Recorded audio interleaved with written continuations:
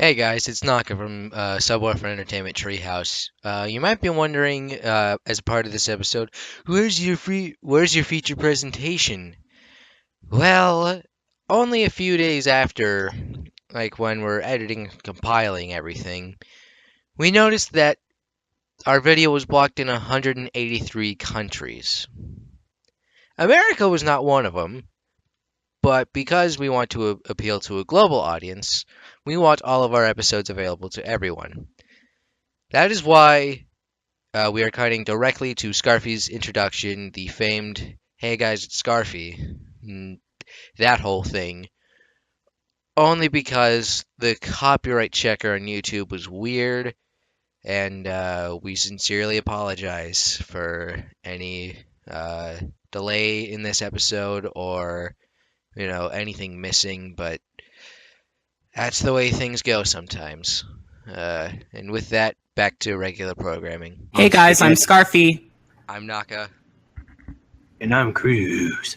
And welcome to Subwoofer Entertainment Treehouse, a determinedly drunk, geeky, and cheerful podcast where wolves we house in a tree and we entertain, bringing you all the latest entertainment news. So it's a lot like a music appreciation class. We talk about what's going on in certain topics and see how people react to them in certain ways. That song that you were listening to was Ecstasy of Gold by Metallica.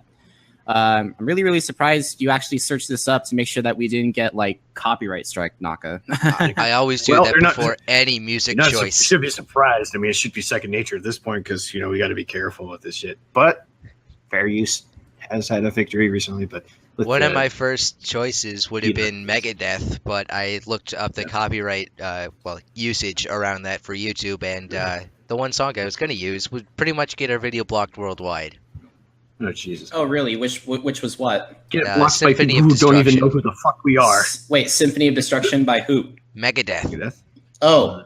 You take a mortal man. Well, that makes sense. So yeah, how are we doing tonight? Pretty happy. I mean, just go back from the Ravens game. I mean, my arms are kind of sunburned because it was really sunny today. But we beat the Browns 2-0, going to London. That's not really an achievement, beating the Browns. Well, I mean, we're victorious in World War Brown, I guess you could say. I mean, I forgot. Isn't the NFL still on its preseason? No, it's week 2 of its full season. Oh, I wouldn't know. I'm not. I don't really pay attention to that. I thought you were a Steelers fan. All you know is that Chris Boswell can kick balls into orbit, apparently. Pretty much, especially considering I'm a Steelers fan. I would have said Janikowski is the most powerful kicker, though. He's just a large person. So anyway, by the way, guys, I was looking on Box Office Mojo today, and apparently it seemed that it has made $217 million in the U.S. alone. Wasn't it number 3? I think. It is number 3 in the supernatural horror category. Almost like it is literally a couple million away from beating the Exorcist place, and then later taking over the Sixth Sense place, which is interesting in itself because you think to yourself, wait, the Sixth Sense is a horror movie? I mean, I wouldn't know, but it's kind of like more mystery than horror, but it involves like this guy who doesn't realize he's dead, kind of being guided by a kid. But I was kind of a little surprised and a little sad to see that Blair Witch was ahead of Conjuring. But because I thought The Conjuring was much better. I haven't seen Blair Witch, though I do know it's well. Then again, this is my home state. So well, then again, this is just box office results. I mean, when a blockbuster of this degree comes out, it's kind of fun to watch and see how much money a movie makes based off money alone, because it gives you the sense, well, if it's making a lot of money, then obviously the movie must be doing very well, and therefore the movie is actually really good. Yeah, I mean. That's considering if it's like an immediate success, and long term doesn't really consider it because they're not adding on DVD sales or downloads or whatever the hell else. I kind of wish my fridge was closer so I could put my drinks in there so I don't have to worry about them getting warm. I mean, I still have to go across the room because my headphone cable's not long enough. Yeah, so I have to take off my headset just to go. That's to why my I fridge. got me whiskey right here. Crap, So, I just realized my Skittles and other stuff are on the other table, which is 10 feet away, but I can't reach that far. Just out of reach. Yeah, those robot grabby arms. Yeah, believe it or not, when I was working at my theater while it was premiering, there was literally like lines outside just to see this movie, and I was very, very surprised. That reminded me, I was going to send this to you guys, but I can Is it a garbage show can? it later. No, but it was a really cool image that somebody did making some furry character in the style of Pennywise. It looks really, really cool. Oh, really? Yeah. Oh, did you send it to us on Telegram or? No, I forgot to do that, but I will. That's fine. I'm not putting it up live. Yeah. I'm the one in control. So I would like to make sure to credit the artist first, because it's really fucking amazing. Yes. I actually got a poster from my manager of it's a very, very small poster of one of the characters entering Pennywise's mouth. I'm not gonna. I'll show it to you later at a later time. But yeah, there were literally like lines stretched out of the theater just to see this horror movie. I mean, let that speak for itself. Yeah, even in like Westminster here, my college is, there's quite a decent crowd. Like the biggest crowd I've seen. It's not like when you hear crowd coming from me, like in this place, it's not a crowd that you would think of as a crowd, but it's more people than are usually there, because Westminster's kind of like just the oasis of Carroll County. But they they had these little collectible ticket things, which is just like a little cardboard thingy that had like his face in water, but then like his head is the tunnel. I don't know. And by the way, we're still waiting for Naka to see the movie. He's got plenty of chances to. Hopefully, he has plenty of chances, and I heard it's very possible that he might see it tomorrow. Hopefully he'll see it tomorrow, but I don't know. Hopefully, if the circumstances are in a good place, yes, I'll actually be able to go to a movie for once in my life. Yeah. But anyway, other than that, like there was just basically just 2 weeks of nothing, and then once it came out, it was like, boom, just everyone floods the theater. Yeah, it was like, and my check was suffering, and I wasn't making enough money, and it was just crazy. So that hopefully boosted it a little bit if you get on commission or whatever. Right. Anyway, enough about that movie. Let's actually get into our agenda, unless anyone else has to say about anything. Yeah. I have something to say about NASCAR. We're not aiming to break our time record here. No, we're not. Okay, Naka. Let us give you your 30 seconds of NASCAR, which you seem to be the only person who actually cares about it. Anyway, go. I like NASCAR, but not as much as he does.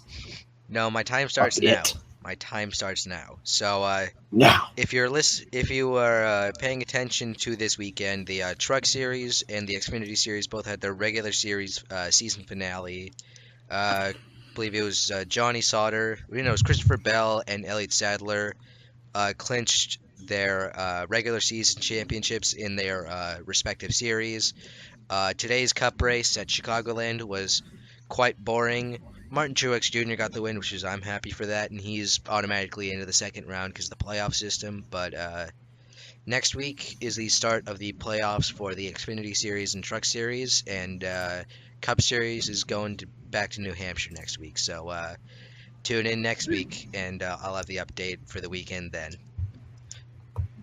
It seems our chat is disappearing.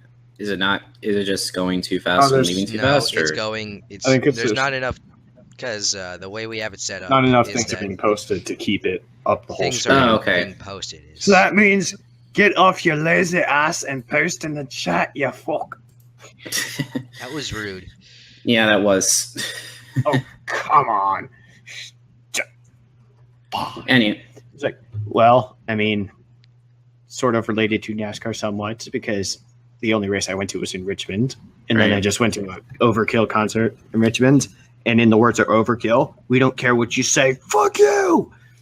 Anyway, guys, let's move on to our agenda. And we're going to start off with Krüz, with music. Krüz. It's much shorter this week. Thank God. Yep. Oh my god, it is much Yeah. more of a breeze this week. That Yeah. means we have a lot more time to talk about stuff and other more time for my section. Ooh. Yes. Yeah. Well, there's wanna- one. Can I There's just one say I technical want this repeat. under 2 hours, please? I don't know if we can do it. I make no promises on that, but let's Try. continue. I think 145 is like an average or whatever. 145 is a good average. I'll let you know when we're hitting close to that. We're not stopping at 145. We're stopping when we can stop. That's pretty much it. So we start with there's one repeat, but it is there's a reason for it. So the first thing though is Fergie Double Dutchess. They honestly don't pay me enough to. They don't pay me enough to do this. All right. Well, surprisingly, this is only Fergie's second studio album, cleverly titled Double Dutchess, since the first was called The Duchess back in 2006. Isn't that a throwback? Well, granted, she's been busy with Black Eyed Peas probably after that time. The song linked is called You Already Know, featuring, oh God, Kill Me Now, Nicki Minaj. I kind of did like some of the Black Eyed Peas stuff back in the day. I mean, after the end, it was kind of, no. But No.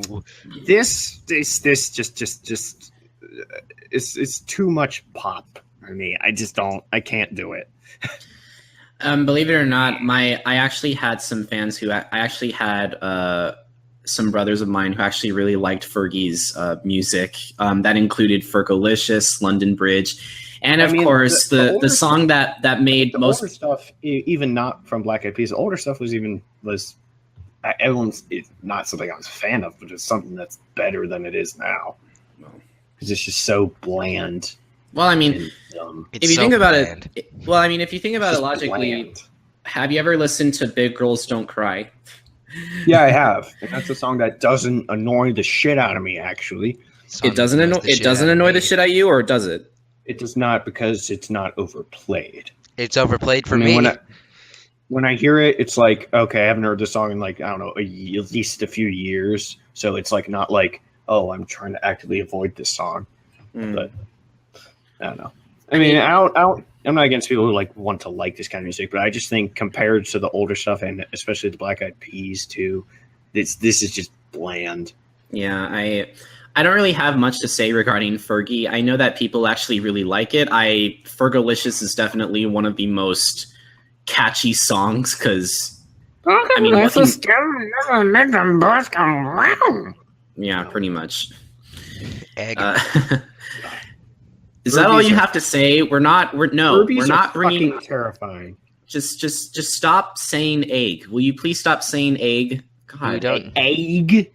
egg. Is that how you pronounce it in California? Egg. You don't Egg. Somebody Egg, doesn't not realize egg. What were you gonna say, Naka? you're not a part of my other group of friends, Well, so you don't get why I say egg over and over Well, again. it's not an inside joke for us. yeah, it just doesn't work. It just makes it awkward. It humors me. Well, it doesn't humor us. So, They don't get the joke. by the way, Furbies are freaking terrifying. Don't ever buy those. I know.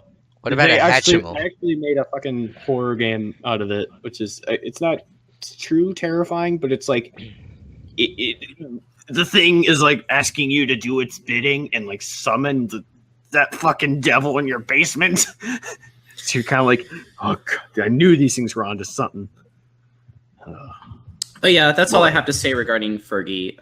Naka. I don't really care about Fergie, so I don't care. Okay. Well, up next, Gemini, a master of demise. Your death is myself. Wrong. Damn it! I thought this was Slayer. Well, it's not. It's Macklemore. Macklemore. Macklemore formerly ditched the racist haircut thing. How can hair be racist? That's fucking retarded. Thing. I don't know. But it's It's racist. I don't know. Fuck no, it's not. Anyways, it's pop stars seem to release only singles. I wasn't sure if this was actually an album or not. I think this is the newest song at the time of searching for it from Macklemore called Marmalade, featuring Lil Yachty, who I only know of because of a fucking meme where they took the sounds of his voice and like with him laughing like, and then they put that to like a spray bottle going like, it's fucking hilarious. Anyway, Not really, but overplayed, overrated, out September 22nd. I'm gonna pop some tags. Only Shut got $20 in my pocket. No. That song was good for like 2 days. Yeah. the song was good for 2 hours. Yeah. Is it because it played the same 5 songs over and over? Yes, and because Okay. it's a Seattle I mean- artist, we're gonna play it even more. I'm just like, It's like a no, little don't do catchy to that. begin with. I'll admit it was a little catchy, but then it's just that tune just repeats for the entire fucking song, so it gets old real quick. Especially, and then you have the song play again, and it's like even older at that point. You're like, "Fuck this." I'm not gonna lie. I do appreciate the music video. I do like the music video. I mean, it's very, very creative. Yeah, kid. I don't know why is he have Packers jersey? He was from Seattle. I don't know. because there's a lot of Packers fans in Seattle. Because before 1976, before the Seahawks actually ever came around as a football team in Seattle, a lot of I do people know. would just root for the Packers or whatever team. That's why. I cannot respect. Okay. I cannot respect Seattle because they have way too much pride in their team. So I does was- every other team in the NFL. Yeah, but Seattle, I've seen it more. Well, as far as like the I don't know, some of the way the players are, but The players are very, I think very. that's more of an just- issue with the Patriots, honestly. I mean, Nothing honestly, compares. when I'm comparing to, I mean, Seattle is obviously one of the, in my opinion, like they're so prideful and arrogant in what they do. It's crazy. Well, that's 90% of that is Richard Sherman, though. Isn't he like the quarterback or? Cornerback. Cornerback. Mm. Yeah, he's got a big mouth. But yeah, that's probably what gives them the bad rap, at least for. Well, I'm the best cornerback in the game. God, I hate Don't that. you ever talk about me that way. Don't you access me? Yeah. Don't you backside me. Anyway, Macklemore, like I said, I appreciate the YouTube video. I like the aesthetic and how the music video is designed. I just don't really care for the song. Yeah. And how about you, Naka?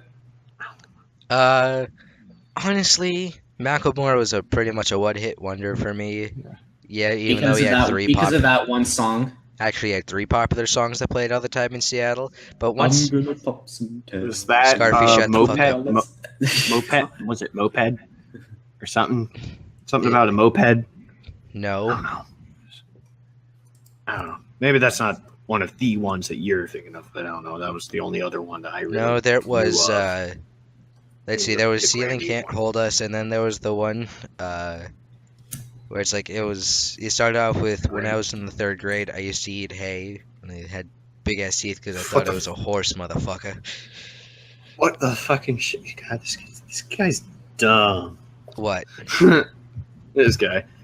I mean, the referees for the Ravens game were dumb too, but and I'm not saying that as they're biased, but like they were just they're absolutely dumb. biased. They were just stupid. I mean, they fucked up calls on both sides easily. Oh, they always do that. Are you kidding me? Did you watch But like, the it's Packers game last week? spectacularly. Like someone got shoved. Who was like the Ravens? Like he stood up out of bounds, got shoved over. Nothing. Yeah. Anyway, we keep getting all into football, but you know it is Sunday after all. The Gators won 2, which makes me happy. My college lost, but they're 2-1 now, so that's much better than they've ever really been. Let's get from one overplayed artist to another. Yep. Sort of. So the Killers, stole your wonderful, transition. wonderful. It was only a kiss. It was only a kiss. Yeah. No, it The wasn't. alt rock, more spacey pop rock sounding here. Band known for Mr. Brightside, among a few others. The Killers have a wonderful album coming up. This wonderful album is called Wonderful Wonderful. Isn't that wonderful? I'm not gonna lie, I really like not Mr. sorry. Brightside. I really like Mr. Brightside a lot. The song. It's not a bad song. But I think that they kind of what I didn't like is that they kind of went into the more pop rock kind of thing before this. I don't know. I actually was listening to the song and it wasn't too bad. This is better than the stuff I've heard before this. Right. Like, but they're not like they're kind of like what is it? God, what is it? The song, the band that plays Ruby. Oh my God, I can't remember the fucking band's name. We did that one on our show, but they were like alt rock, but it had like a lot of weird, spacey kind of sounding stuff in it too. That's what this kind of sounds like. The name will probably come to me eventually, but I think this isn't really the stuff I'd really like to listen to that much. But I feel like if this came on the radio, it wouldn't bother me really. I shit you not, it would bother me. Well, it depends on like bother. Would it make me happy? No. No, it wouldn't. Like, will it make me just be like, bleh? Yes. Would it actually piss me off? No. No, it's just like, eh. But I will say my family kind of ruined the Killers for me because they overplayed it when I was a kid, and let's just say I'm not a huge fan. Yeah, I remember the band. Kaiser Chiefs. That was the band I was thinking of. That I just remembered. Yeah, that's kind of what this reminds me of before they went completely, electro rock kind of pop dancey kind of stuff. But yeah, that's what it reminds me of. It's a little more like pop rock kind of. And when I say that, I mean kind of like stuff that's like, of course, it's not like guitar. It's not guitar oriented in sound wise. It has more synth involved with it. Mm-hmm. And sometimes not real drums, more like electronic drums sometimes. But yeah, that's kind of what that sounds to me. Not terrible, but not really what I'd go for. Anything else? Well, I'll just say else to say about this wonderful, wonderful. Also, the cover for some reason is just someone holding a seashell. I don't know how that's exactly wonderful, but it's aesthetically wonderful. To each his own. It really surprises me that you say that the Killers were overplayed in your place, because it wasn't overplayed for me, and I had the original album, but I guess it's just not for everyone. Like the thing is, whenever certain groups of people come to my house for a house party, and I mean that certain groups in a good way, not a bad way, mind you, because they're family friends. They just like to come in groups at times, but often what happens is they start drinking a lot of wine, and then somebody puts on "Creep" by Radiohead, and I can never listen. And they all lose their shit. And it just that. It was like I can never listen to the original because metal cover. Also, they ruined Pink for me because my dad is like a huge fan of Pink, and was like, "Why?" I liked Pink. I liked Pink before she went pop. I liked Pink and SpongeBob. Like, don't get me wrong, Pink is a good artist. I respect her work. I just can't listen to it. No. It's not for everyone. Anyway, yeah, that's all I have to say regarding the Killers. Well, yeah. A little quick note since I see what Felix is saying, the college mascot. Ours is the Green Terror. Now, that might sound cool, and it would be even cooler if our theme song was Mean Green Killing Machine by Overkill, the band I saw this week, because that was their opening song. As opposed to the lean green hugging machine that is Fiber Kitty. But anyway, Continue. You could shift around the lyrics and make it a little more. Less of, here comes the mean green motherfucker. Kind of more like, there comes the big green meme. Tall hugger. I don't know. The meme hugger. But yeah, our Nice, mean. so our college mascot, the Green Terror logo, doesn't look weird or anything, but the physical mascot looks like the fucking Grinch on meth. Yeah. It's weird. It's like bug-eyed fucking shaggy carpet looking thing. I don't know who the fuck designed it. That's why you leave fursuit designing to the furries, not these people who are so-called professionals. Dumbass motherfuckers. Anyway, so there is one more thing, and this is the thing that's a repeat, is Cradle of Filth, but the album is actually called Cryptoriana.The Seductiveness of Decay. It's both of those things. The name is Cryptoriana-Seductiveness of Decay. But yes, English extreme metal band Cradle of Filth. The album will be released this week, September 22nd. This time I chose a different song to link, which is one I like better, called You Will Know the Lion by His Claw. See, we were just talking about lions. That might actually be your theme song, Felix. But yeah, I didn't see that the album had Cryptoriana included in it, but that's just me being dumb. Oops. Yeah. Don't know if I'll get the whole thing, but I think I'll at least get the lion song, because that one's really fucking cool. I don't know. It's pretty cool song. Mm-hmm. Yeah, I'm just like, I don't want to nerd out too much about metal and blow out all these people, but I'm like, but it's so good. Don't get me wrong, metal is good, but even I have my own limit. Yeah. I mean, I wasn't originally into stuff like this, like Cradle of Filth, or like stuff that's just like pure like kind of sounding stuff, or like just all blast beat stuff. Like that almost sounded like Rain Man banging his head like on a typewriter or something. I'm sorry. Funny enough, the lyric video actually does have a typewriter in it. Yes, that's exactly what I was thinking. It's just typing out the words, yeah. But I've gotten to like it more, especially since I saw Behemoth with their kind of similar band with Slayer and Lamb of God. So I've grown to like it a little more. So yeah, Cradle of Filth. Pretty excited for this. Hopefully there should be more metal coming soon. I don't know about the next week, but nobody knows about next week. We could all blow up.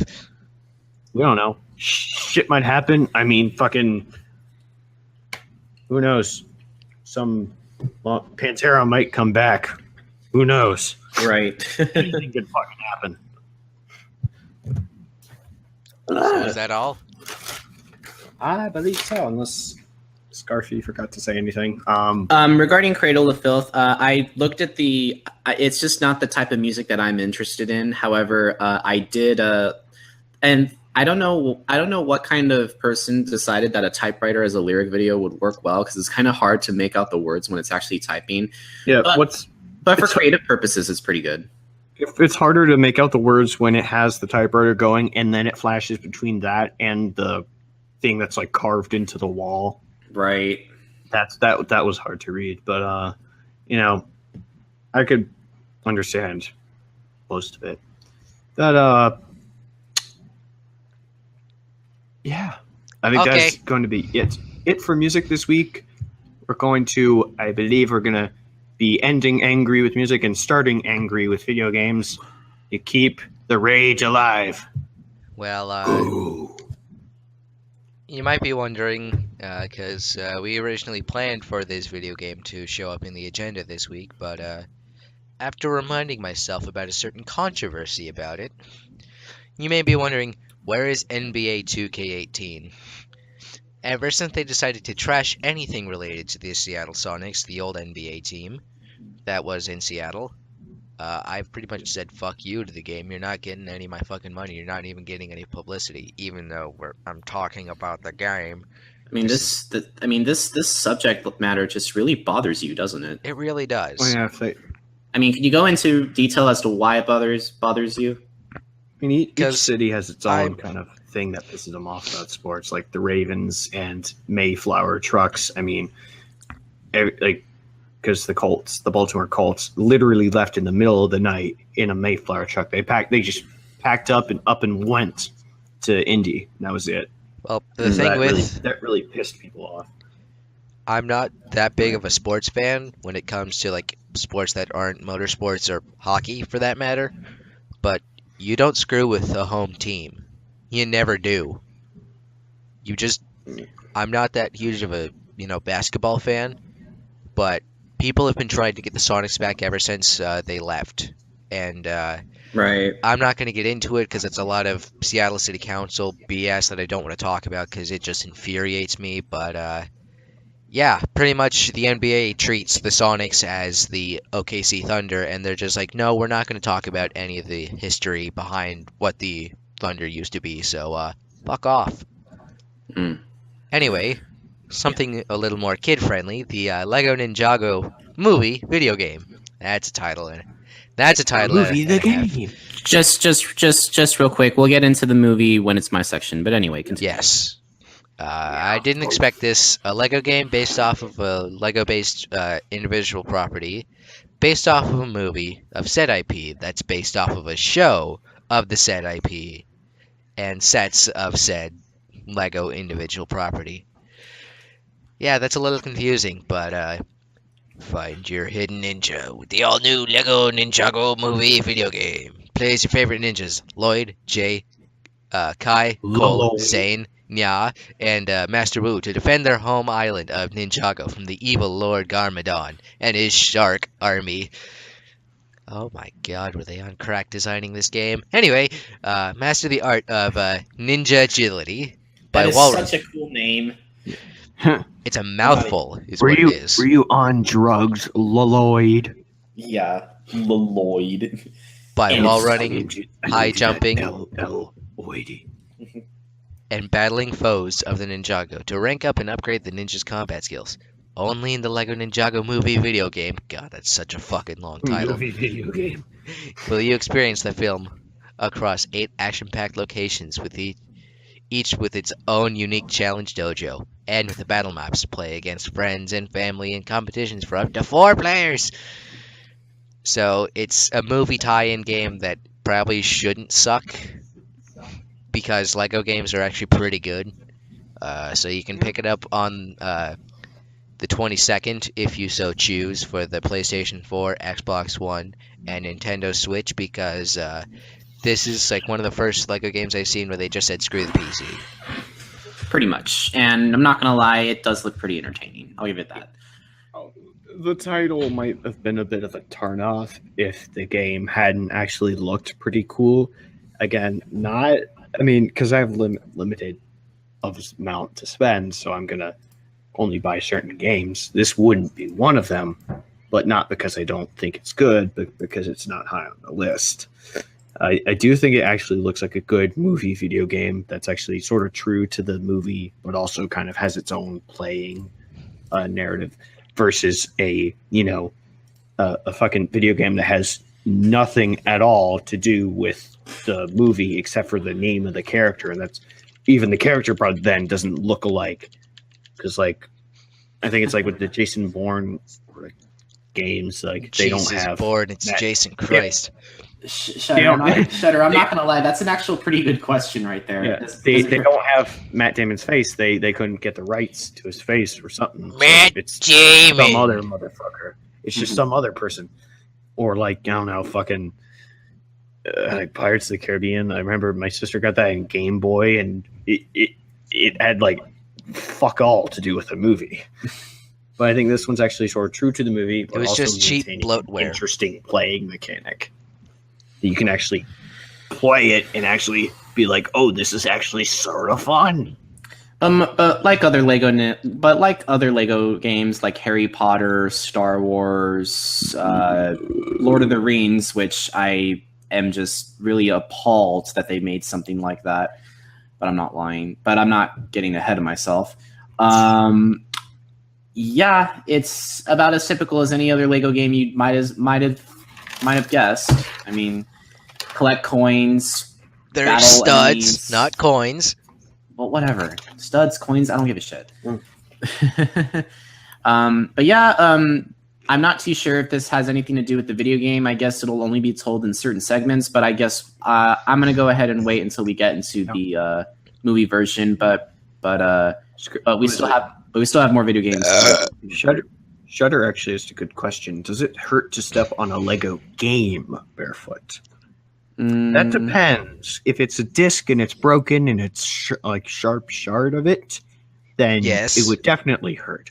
If it's a cartridge and you step on the corner, it would hurt. But I don't think that really compares to actually stepping on a Lego. He's actually just asking for laughs. But anyway, He's being a shit poster. Then you have the bigger question of what hurts more, stepping on a Lego or taking a Razor scooter to the ankle. And I mean the ankle. I don't mean the ankle just above the foot. I mean the ankle nub socket joint. I'm gonna take I'll say ankle. That hurt like Yeah. a bitch. Yeah, but that's all I have to say regarding the Lego Ninjago movie video game. God, that's a mouthful. I've told you. The movie, the game, Let's see. It's the merchandising. LJNVG. Oh, Yeah. That why doesn't did I help. just say That doesn't help LJN? either. LJN help. sucks. That actually made it worse. Yes. but speaking of not giving a shit, a certain somebody forgot to mention this before we made this live, and the other day when we were making the agenda, I had to put this in myself because a certain Fuck it, somebody, we'll do it live. a certain live, fuck somebody decided to not even think about it. I've made the executive decision to talk about Project Cars 2, and you know what, Scarfy? This is my decision. I played this game at PAX, and I'm talking about this. You say that as if you're offended that I forgot that I just so happened to forget that this game was even included. No, you said that you didn't give a shit. Yes, you did. I plead the fifth. You do not plead the fifth. I plead the fifth. Anyway. Let's see. Spat on my arm. Where the hell did I find it? It was. You said you must have forgotten, and it's like, and then I responded to you. It comes out on this day, which I will talk about later, and you're just like, to the people who care. And it's like, you dick. That's so rude. You didn't just forget. Rude. I plead the fifth. Yeah, Pleading the fifth doesn't work when I have actual evidence. We can leak the screenshots later. Okay. Yes. Anyway. Slightly Mad Studios, the developers, are hoping to rebound after the shoddy Project Cars 1. They have sort of redeemed themselves with Project Cars 2. I have played both. Project Cars 2 is much better from not only a gameplay standpoint, but from graphics, which, I can get into detail about. It's like, oh, it's got good graphics. But does it have good gameplay mechanics? It does have good gameplay mechanics. I'll get into that later. So, in the past few years, Slightly Mad Studios, or SMS, has spent the past few years fine-tuning their new physics and dynamic lighting weather engines, making it closer to reality than ever before. Now you've got varying track surfaces, so you could go from a clean, non-rubbered up racetrack where it's pretty much there's not a whole lot of grip, to a fully rubbered up racetrack where you have more grip. But you also have different surfaces like ice, tarmac, and dirt, with track conditions changing in real time, along with full 24-hour day-night cycle and dynamic weather. So, yeah, you can have a race where it starts out sunny and then 6 hours later, or 6 minutes later, if you have the time scale. The 24-hour thing might be a tad overkill, but I do appreciate. It's not overkill, by the way. I do appreciate the changing, you have the actual changing thing with rain, if your car will slide more, shit like that. I think that's a really cool thing that most racing games have seemed to include. Yeah, with more doing it. And you can adjust your day-night cycle time for whatever kind of scale you want it to be. But so there's that. Simulator 2018. With new series and classes such as the FIA's World Rallycross, We've got IndyCar, which the season finale is going on right now, and I'm kind of watching that as we broadcast. Yep. And others. Project Cars 2 now has the largest track roster of any console game ever. Does that include the Baltimore Grand Prix? No. Ah, shit. No, whatever. We But, do have a Grand Prix here sometimes in Baltimore. Mm-hmm. It's pretty cool. They like shut down the whole streets set up for it. You also do have 170 fully licensed cards, perfected 1-to-1 scale to the minute details, so it's pretty much identical. Oh, by the way, Really? if you do have a super powerful, like supercomputer level gaming PC, you not only have VR support, you also have support for 12K resolution. Wow. Dear God. But does it maintain frame rate? You can if you have a super powerful computer. So basically, you have to literally have a custom built computer for this to work. For 12K, yes. Okay, well that's For VR, also sort of yes. That's to be expected. I mean, you're talking 12K support for VR. That's an extremely big, thing. Well, it's 12K support without VR, but you can also Right. play in VR. Is VR even that popular? I have never met a single person who literally has a VR console at home, anything like that. I've never met a single person. Well, there's a few parts to that. First of all, like it's expensive to a degree, but for certain kinds of games, like there are certain games where it's really fucking cool to do. Like Wilson's Heart, it's like a horror game where you have to explore this old hospital, and like you have, you can actually just look around and just see your environment. Like for horror games like that, I think it's really cool, but it's not extremely popular in the mainstream.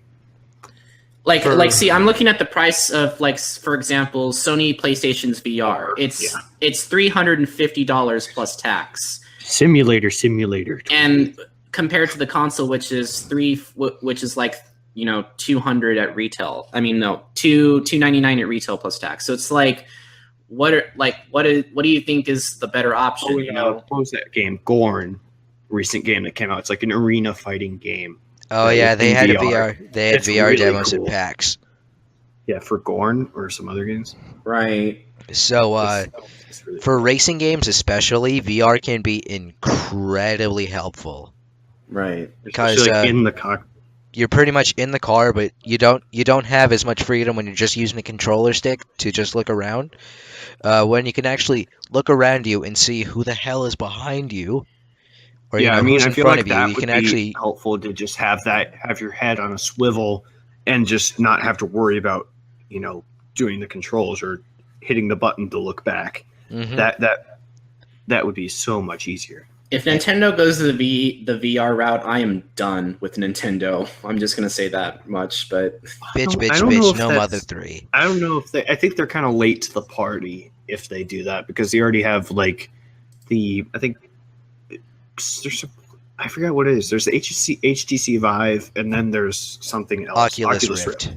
That's what it is. Right. But yeah, they're already, they wouldn't be bringing anything new forth like this, unlike the Switch, which is kind of something new. right. So I don't think that's really something they should do. But if they can adapt a game that would allow it to be played in VR, I think they could get away with that and make profit. Mm-hmm. But you have to think about it in terms of like, will this actually benefit us? Will this make money? Which I don't think it'll do for Nintendo. But Can I do finish? like the idea of playing a VR racing game. Yeah, I'll stop blabbering now. We strayed way off topic. Let's We went continue. way the fuck out to Timbuktu. Yeah. You guys decided to take it out there. You just like In the middle of fucking Egypt. Anyway, continue. So, one last comment on VR. I did play Gran Turismo Sport, which is an upcoming game coming out in October, but we'll get to that when we get to that in a couple weeks. And that's great. Anyway, I'll be the first to say that Project Cars 1 was rough around the edges, but it had something going for it. Much like Kingdom Hearts 1. Project Cars 2 has been fine-tuned and executed well. I cannot wait to play the full release. It's out on September 22nd for the PS4, Xbox One, and Windows PC.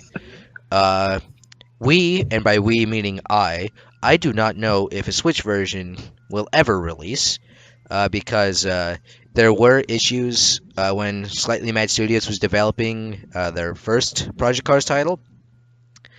They were originally planning it for the same titles, the same systems, Xbox 360, PS3, and Wii U, but due to technical issues, those ports got cancelled. But I have played this. It is incredibly fun.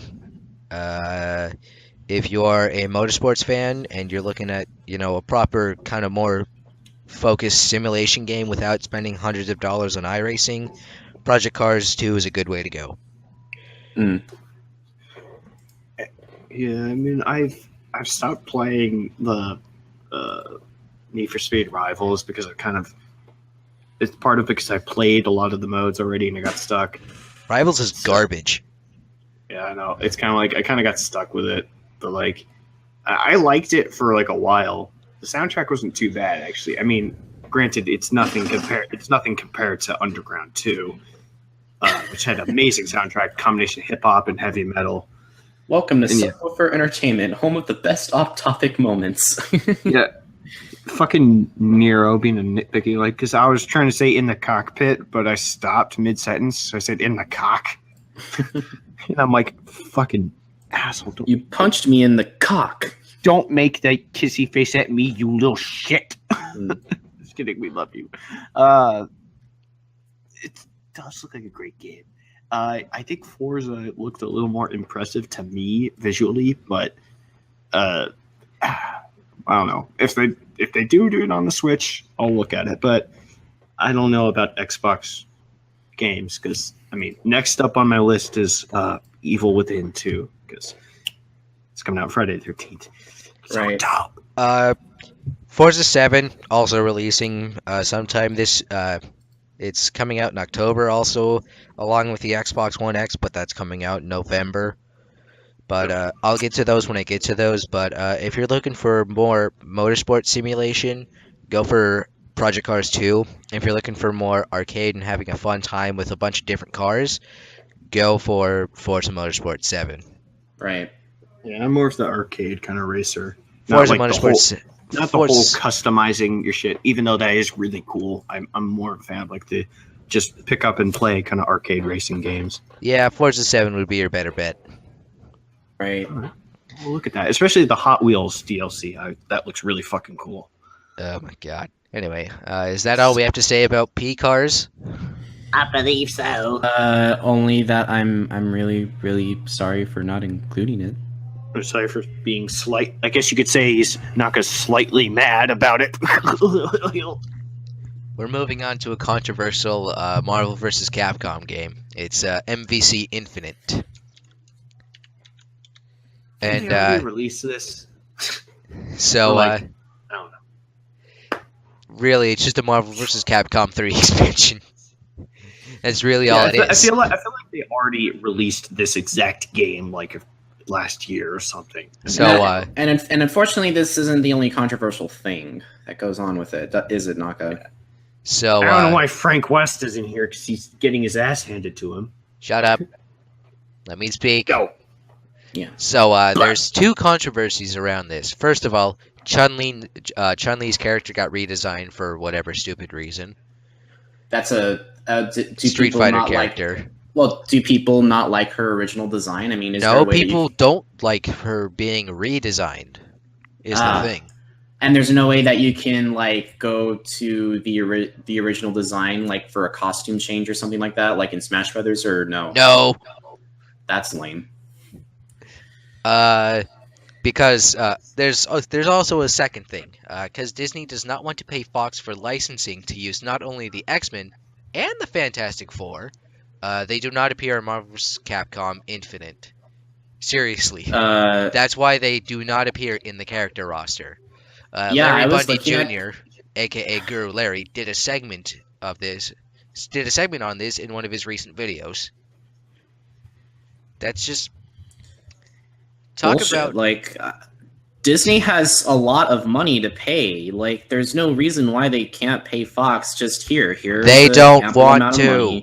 I mean, that's the thing with the games, like what I said with the Jason Bourne games, like they couldn't get Matt Damon's to show his damn face in that thing, so they had to make some generic video game face. I mean, it's a matter of like permission more so than money.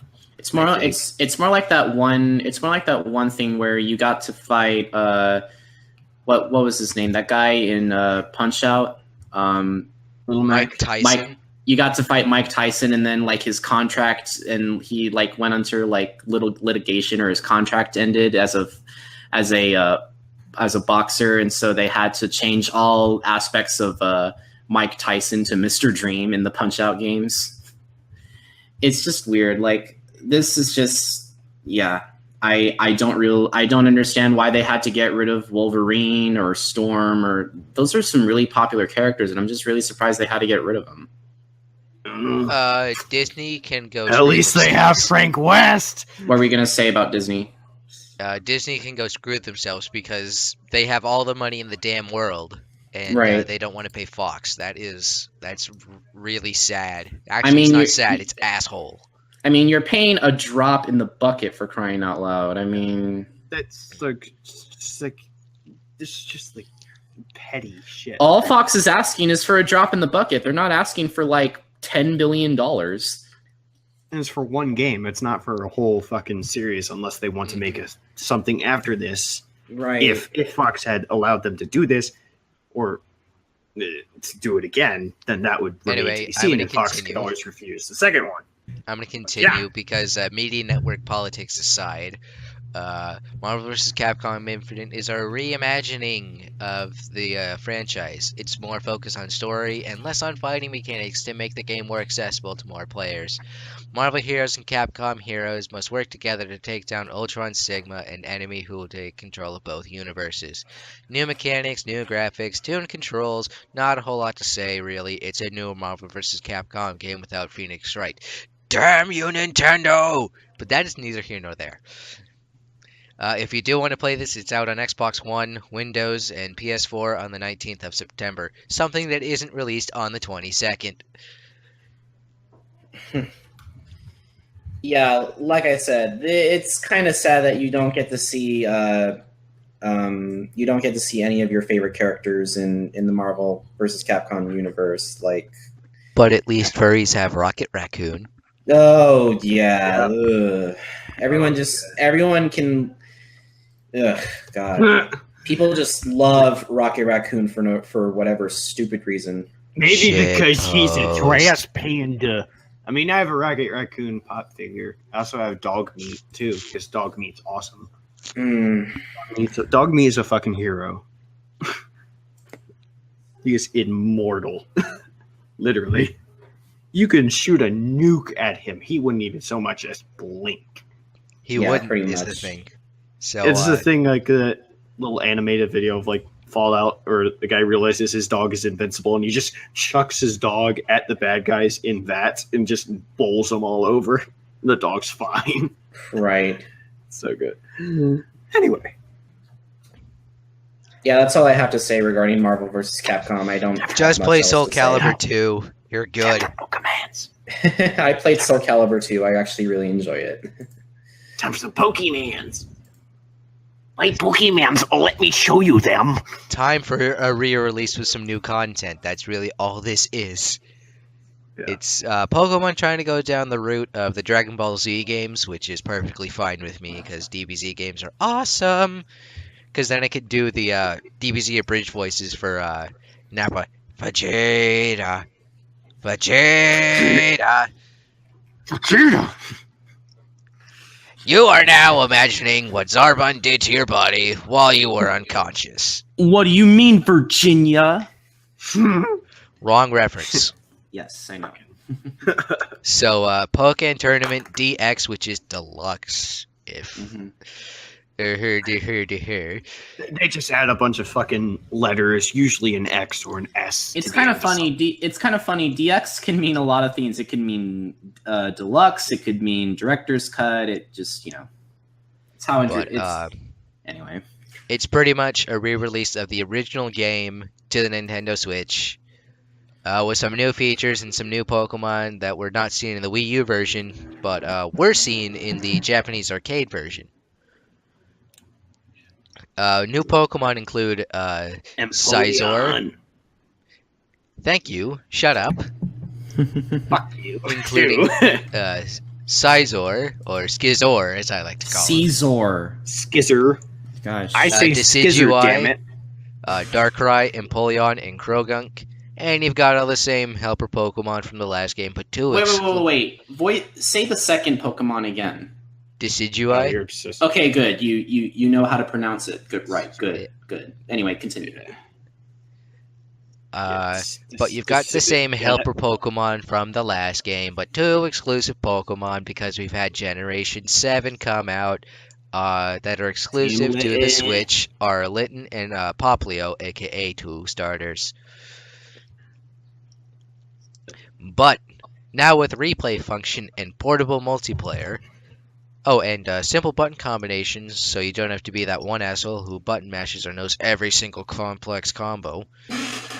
If you do have a Switch, it is not backwards compatible, so you can't play Pokemon with the original release of Pokken Tournament. Right. You If can't you've even. got a Switch, I don't understand why they couldn't just have released an updated version for the Wii U version. But bullshit. hey. They don't give a fuck about the Wii U Well, anymore. I guess it's because Yeah. the Switch came out in the meantime, so they just wanted to put it on there. right. Which- No. It makes sense. It makes sense. It also Unfortunately, comes out September Yeah, I want to 22nd. get this because I never had the Wii U. I only had the Wii, and then I went immediately to the Switch. So I figured, like, I might as well get it on here because they now have the game, or they're going to have the game on the Switch, right. and it's going to be the current version as of the purchase. So I might as well go for it because I did play a little bit, like on the thing in the GameStop store. Like they let you play some games. I played some Pokken Tournament, and I dig it. It's pretty cool, like sort of 3D fighter kind of thing. Anyway. Team All right. Lytton for the win. That is it for video games this week. I believe the next few weeks are going to be kind of small and light. Right. Yeah. Until we get to October, then all the horror Until we get games to are gonna come October out. and November, where it's mass video game releases. So, because the reason why a lot of Evil video games, Within 2. a lot of the main reason why a lot of video games are released from October to December is so that retailers can capitalize on video game stock up sales for for holiday. Christmas. Well, yeah, for the Yeah, holiday seasons. That makes a lot of sense, especially because like some people just want to say, "Hey, we want to release it on Friday the 13th." I mean, yeah, good for you guys. I mean, but still, I actually appreciate that because I fucking love Evil Within. I mean, I'm going to keep talking about that forever. Right. It's just such a good game. Anyway. But I we don't can have move mu- on to movie news, and Oh, well. I gotta go grab my snacks. I don't have much to say regarding Pokemon Tournament DX. I'll just say that it's an interesting concept. I wish I had a Nintendo Switch. I unfortunately don't make enough money as say Me. well, yeah, and Krüz, of course, because he has more money than I do, but Maybe not now, but I think because of where I was employed, and I'm not going to state that just because of, Privacy. Privacy, but like they paid pretty well for what I did. right. They paid me pretty well. They're pretty generous for it, and they're also generous with time off too. So I appreciate that very much. I was able to get the Switch in a few games. Unfortunately, Splatoon 2 doesn't really seem to want to work on the college Wi-Fi, even though it worked before. It doesn't really want to work now because it says could not connect to the other console. I'm like, yeah, fucking bullshit. Do you at least enjoy its story mode though? I haven't actually gotten into Splatoon story mode. I figured I might as well do that because the internet connection on the Switch is just shit. Quick I mean, question: Does it have a multiplayer? I don't. Well, 'Cause you can in the play Wii with- U, it didn't, which you sucked. You can play with friends, like people from your friends list. I don't know if it's local multiplayer. I don't think it's like the split screen, split controller thing. but you can play with friends, like just your friends. At least there's that. You can be on the. No, how it works is like you can invite your friend and then be on a team with them and play against other people. I think. So Naka, are you going to transition? I've tried to transition, then you keep interrupting. I knew it. We'll transition now. I'm surrounded by assholes. Transition. Go. Scarfy, go talk about something about Star Wars while I go get my snacks real quick. All right, let's get started. Okay, well, coming from its own official website, it seemed after Colin Trevorrow, the director of Jurassic World, left the project due to creative differences, J.J. Abrams will once again step up to the plate to direct the 9th and supposed final Star Wars movie in the saga. Despite people making fun of him for his constant rebooting and creative choices with his lens flares in film scenes, I am a huge fan of his original work, and he directed Star Wars 7, albeit pretty damn well. In all honesty, I was skeptical of Trevorrow directing 9 to begin with due to Jurassic World not living up to the hype of its trailer. Oops. Because the last thing we need is another George Lucas ruining the franchise. Sorry, George, but I digress. Later news also came that the original Star Wars 9 release date, which was going to happen in May of 2019, is now being pushed to a new release date, December 20th, 2019. Holiday season, understandable. In all honesty, this doesn't really bother me, seeing how 7 was released in December 2015 and how 8 is going to be released this December as well. Either way, J.J. Abrams returning the director's chair, it doesn't seem that like this movie can't go wrong. What do you guys think? I see your Schwartz is as big as mine. Okay. No, really. I don't know if the 9th was going to be the final, because at least on Wikipedia, like what it said with the chronological thing of the movies, like it said there would be like 10 and 11 they were planning, but that might be tentative. Let's be with you. God, I can't. My voice can't go higher right now. Well, you are like a little baby. I think those are the we're having like a solo Han Solo film that's coming out next year, which I think is going to be a part of the Star Wars anthology, other than the saga. They might just start doing spin-offs like they did with Rogue One. But episode 9 is not going to have Leia, which is sad because Carrie Fisher unfortunately passed away. Yeah, it is unfortunate. Like I'm kind of wondering like how they're going to be able to continue without her. You know, you idiots. You idiots! These are not them. You captured their stunt doubles. Star Wars Episode 9, directed by Michael Bay. No. Not gonna lie, no. Well, Star Wars directed by Michael Bay with even more explosions than there already are. Explosion! Oh hell no! No. Yeah. What? Yeah. I don't know how that would turn out. Laser. Okay. Not anymore. There's a blanket. Like, there's something else flying around in space, but it can't join because it's too.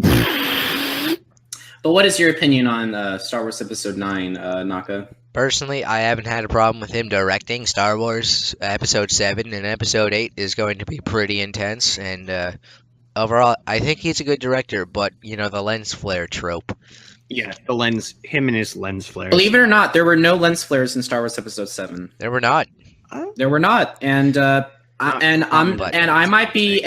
just say this right now, I might be the only person who might be of the minority. I don't mind his lens flares. I really don't. If anything, they just they just make the story a lot more interesting and allows more of a creative focus. Yeah. That's just me, but I don't know why people harp on him for his lens flares, because he makes really good movies. It's very easily that the lens flares will overpower what you see around it. And it'll just be like, oh, get that the fuck out of the way. It's annoying. Yeah. I think he did a fucking amazing job with Episode 7, because that I really enjoyed. And I assume he's also doing 8. He is not doing 8. The person who's doing 8 is Ryan Johnson, who I believe was known for directing. Have you guys found anything? He directed a couple episodes of Breaking Bad. Have you guys found anything? We ain't found shit. Shit. I love it. We're calling the. Hold on, let me just let me just look this up real quick. Let's see what Rian Johnson directed. Okay, he directed Looper. Is he directing the? Is he directing the certain movie that we're going to be talking about next, or no? Foreshadowing. Sadly, no. Thankfully, no. But anyway, I think J.J. Abrams will do really good with Star Wars. I think he didn't fail on Episode 7, although people complained that the Kylo Ren was a little bitch. I'm sorry, he's you mean a whiny chicken bitch. nugget? Pretty much. I mean, that kind of. It didn't bother me that he kind of acted that way. What bothered me is that he acted that way while having a badass mask and outfit. His whole visual persona is very fucking badass. Mm-hmm. But he doesn't have the Darth Vader of course had a temper. Of course he would choke people if they pissed him off, but he wouldn't just flail around and destroy fucking everything in sight. He would just stand there and say nothing, and that was more terrifying than Kylo Ren just slashing all the fucking things on the desk or whatever. Although it is pretty funny to watch. Yeah, it is. And the guy's just standing there like, please don't kill me. But anyway, I've got speaking of lords, this is a bad transition. Are we really doing this? You're not. I'm not. I didn't make this decision to make this movie, so go ahead. It's important. This is why people hate feminists. I'm just going to say that right now. You mean feminazis, not feminists in general? Yeah, because a lot of feminists are just for equality. Yeah. Well, the third wave feminists are the ones that you have to hate. Anyway, I'm getting off topic with social justice warriors. Continue, Scarfy.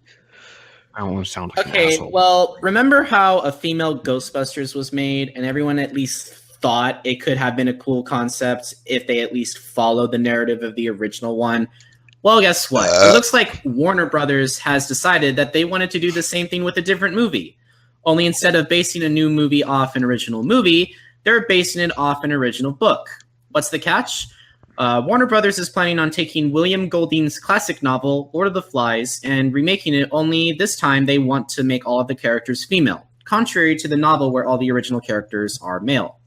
The decision has caused a lot of backlash, considering the people who enjoyed reading the novel find no reason to change the character's gender because it simply defeats the purpose of what the story is trying to tell. I'll be honest, I never read the book nor saw the original 1963 movie, which is owned by the Criterion Collection, which I heard is a great adaptation, which is baffling because it's usually one of the books that is literally required to read in high school. In high school education, like To Kill a Mockingbird or The Great Gatsby, which love or hate, that doesn't really matter. However, there's a difference between changing something based off a movie versus a book. Remember the Ghostbusters example I gave you? With movies, you can change genders or race as long as the story makes sense. Whether or not it does is anybody's guess, but we're getting off topic. Here, you're changing a gender based off a novel, and a popular novel at that. From others' perspectives, as I said before, the intention of the novel was to explore how the savagery, machismo, and competitive masculinity lead to the downfall of the young boys stranded on an island. For me, I find no reason to change the characters from male to female. I think the plot would not work the same. I think the original author would find it atrocious, which, by the way, didn't Wonder Woman already accomplish that? Wonder Woman! And it's just another way for people to get angry at other people and possibly claim that they're misogynist or sexist because they're not seeing an adapted screenplay, this time with an all-female cast. Thank you, James Rolfe. The fact of the matter is that changing it from male to female takes away the entire point of the story. Call us misogynist or sexist if you want. This fact remains unchanged.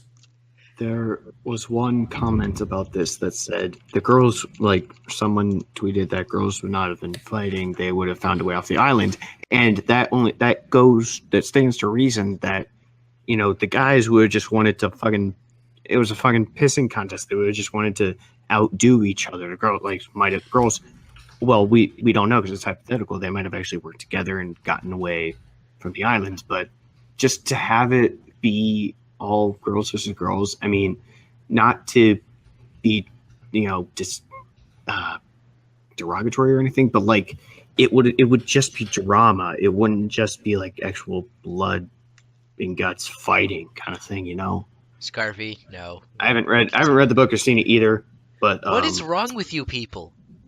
I just don't. It's just the thing with. I mean, don't blame us. We should have learned this when we were in school. Yeah, the thing with people public trying to education at its make finest. every fucking story with like a, either transsexual, pan, gender fluid, fucking of ambiguous ethnic origin character as the main character version of every fucking story that's ever existed in human history. There is no fucking need to do that because it's unnecessary and redundant and just retarded. Please stop.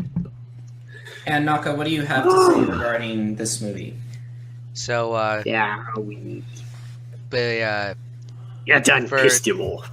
for some clarity, my sister works at a call center for sexual abuse and sexual related, kind of like assault crimes. It's a crisis center, and she does very much fight for trans rights and everything, and that's perfectly fine. When I first heard the news about this, I let her know. It's like, did you hear about the all-female Lord of the Flies remake? And she's just like, yes, I have, and it's going to be terrible. She wasn't That's the even going thing. to give Even it a those chance. people don't want to see it. Because we have Yes. both read and seen Lord of the Flies, and That's what I said. The comment I mentioned earlier, that was from a woman who was talking about the movie. Like, fucking, she knows that this would not happen. no. If it was all female in the story. Like, changing the gender actually fucking matters for this story because it's like not making fun of, but it's saying that this is what a bunch of guys would do if they're stuck on an island. They would fucking try to kill each other. Because it's Right, going that's to like the primal point. instincts. Like, what the heck are females? What the heck are females going to do? By changing the gender by changing the male to female, you're making your own gender look bad. The point is that your gender, like the females, would probably not be at each other's throats, immediately. That would be a positive thing. It's a good thing that girls aren't trapped on this island. Let the guys suffer and leave it alone. I mean, women are quite good at that. I'll just say. Sorry. I mean, imagine what the author would have said regarding this movie. It had been I mean, just like, what the fuck is your problem? Because Everyone Ghostbusters, has to be special. the Ghostbusters remake could have worked if they actually stayed to the narrative and didn't try to make it what it was. a reboot, right? It could have been Scarfy, just a remember remastering, and it would have been fine. I remember that Scarfy suggested that. What if it was possibly the daughters of the original Ghostbusters, or something taking up the family duty or family job business kind of thing? That would have actually made sense, at least to start with. But they just completely borked it. They just went, "Oh no, we can do it on our own." See, now I would have been fine if if the Ghostbusters remake actually followed the plot of the original Ghostbusters, but it was a little different because times have changed. Times have changed if they were just going to make it in the modern day. But if they were going to set it back in the 80s, it would have been just fine with me. If it was kind of like a shot-for-shot remaster, that would have been perfectly fine with me. But no, they had to just tell their own story and put their own message across. Right. And that was the I downfall totally of see the what you female mean. that was the downfall of Ghostbusters, the modern. Modern one. Well, we're not really off topic because we're going to be going right back into the thing. See, with now, sexism and all this shit. while we're talking about, this is kind of on topic to what we're talking about, because Lord of the Flies all-female remake, just from an instinctive standpoint, by studying human genetics and human psychology, females are differently wired. Their primal instincts are much different compared to male primal instincts. So That in is that correct. case, This film doesn't. Nurture This versus film remake kill. does not And work. this isn't and I'm just going to say this right now. We're not saying this because we're sexist. We're saying this because this is literally facts. These are. Like- I mean, but facts are sexist though, and that I'm just like, if people say like that I'm sexist for stating a fact and not just because it's, I mean, if it's you're stating a fact like in, like even if it's in context like to spite someone, you're just being a dick. But if you're stating a fact Right. that actually is just this is why this would not make sense, calling that sexist is just stupid. Because Right. this has been. Ah, Because this has been proven by psychologists, psychiatrists, pretty much science, people who study the human brain. This has been proven, and those people have to be unbiased. They have to, make sure that their work is well done, so they don't appear biased. This is literally down to science. It's not from a societal standpoint, it's a scientific standpoint. And people are going to get angry with us because, oh, you're just anti-women, you're all sexist. I'm just like, you don't read into the facts. If you actually were paying attention and listening to what we were saying, you would actually find out that this is based off of scientific reasons and not societal reasons. Because believe me, I've said it before and I'll say it again. I don't care who you are, what you do, as long as you're a good person, have a good life. You could have different political views, you could be whatever you want to call yourself and have whatever down there. I personally don't care, as long as you're not like super in my face about it and you're a decent person. I don't care. You could have like your Right. like if they decided to make an all-female remake of The Shawshank Redemption, sure, I wouldn't go see it because that really wouldn't work. I mean, if it was a women's prison, that would actually at least make sense in terms of setting. But Yeah.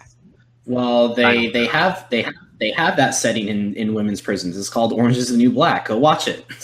well, yeah, I've seen a little bit of that. My sister loves that. She finds it fucking hilarious. It's interesting. There's a lot of lesbianism in that show. Well, yeah, it's actually kind not- of funny.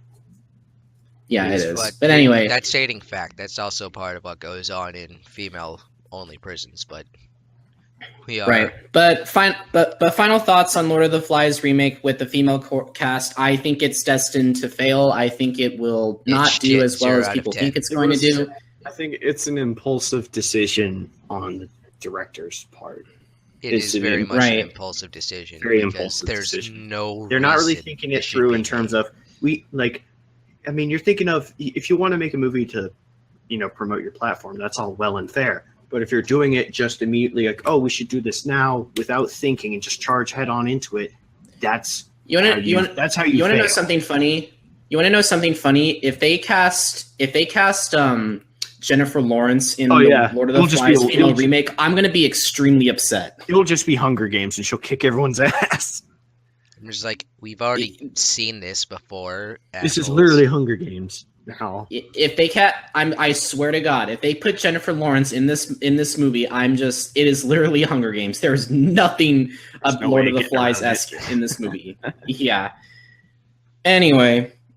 Well, Why did you looks retract like that we're message, getting back Kyle? into it. Speaking of sexism, Sort of.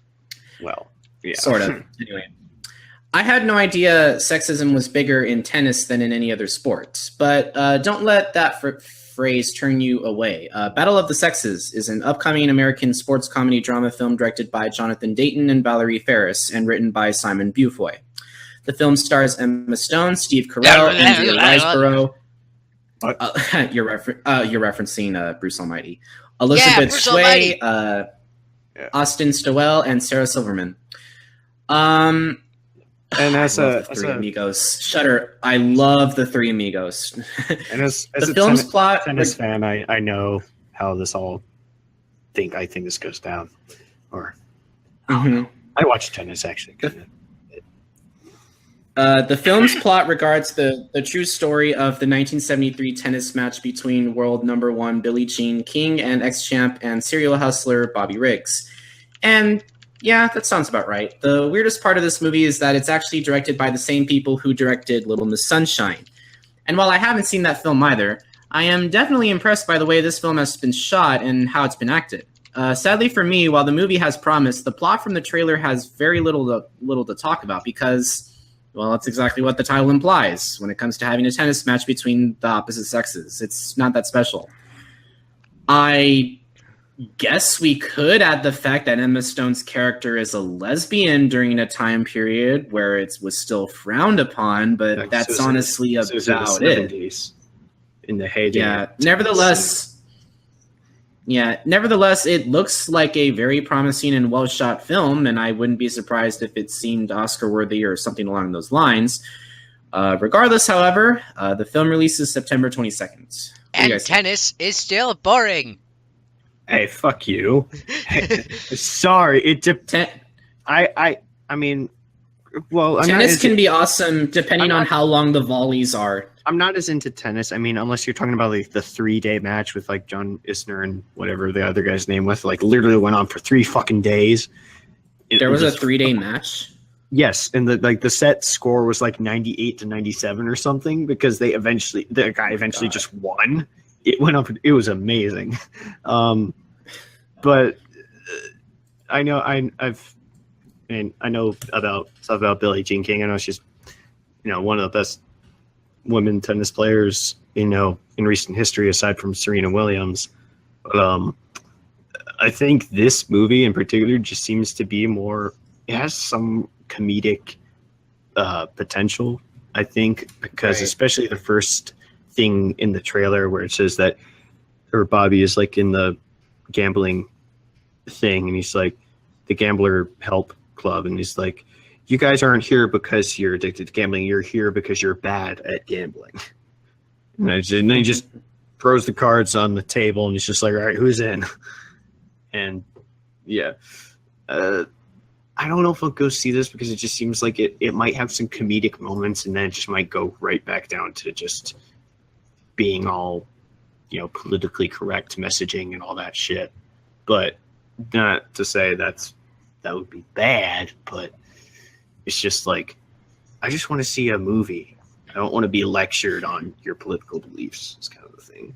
Right. Shudder just mentions golf is boring. Have you ever tried to watch golf? It's like watching flies. Fuck.